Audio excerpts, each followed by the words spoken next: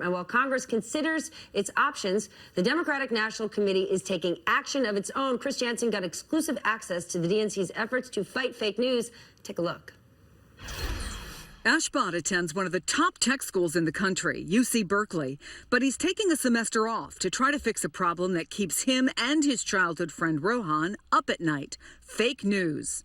We've had a couple late nights. There's been nights where we're like till 6, 7 a.m. in the morning and then get up maybe at 8 or 9 the next day. Why? Why are you doing this? There's like this new fight for truth, and that's where we want to be, and that's what we want to put our time towards. Rafi Krikorian has joined the fight too. After a successful career at Uber and Twitter, he now works for the Democratic National Committee as its tech guru, quickly recruiting Ash and Rohan, who developed an innovative program to fight bots. Fake news is being propagated by computer programs around the world or by organizations around the world to confuse and distract voters from what the real story is.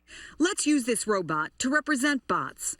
The Berkeley guys found that many of the most angry and partisan tweets were coming fast and furious, a single account often operating around the clock. The crazy thing is that the technology that we as a society built to connect and inform us is being used to divide and confuse us. So Rohan and Ash developed a program that identifies, with nearly 97% accuracy, accounts that aren't being run by a human, but a bot. Click on an icon on botcheck.me, and you can find out whether a tweet is from a political propaganda machine. They've ID'd an astonishing 500,000 suspicious accounts so far. Another program will go live soon, allowing you to feed a photo into it and find out if it's been photoshopped. This pro football player, for example, never burned the American flag. So realistically, can you fix that?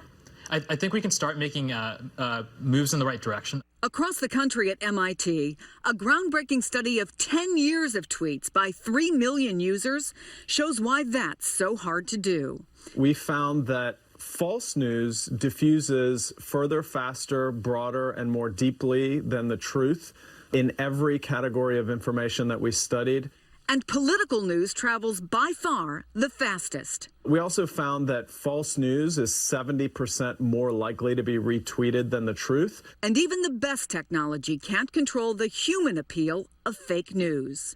People who spread things that are novel gain in social status because they're seen to be in the know or having access to inside information. At a DNC meeting, Rohan and Ash talked about identifying fake news, though finding it doesn't mean people will stop sharing it or believing it.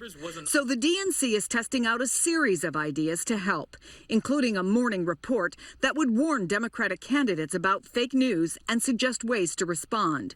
But with midterms looming and control of Congress at stake, no one can yet answer the key question: how do you design a social media system that values and promotes truth over lies? This goes to the heart of our democracy, our civil society. The spread of falsity is a potentially very dangerous thing.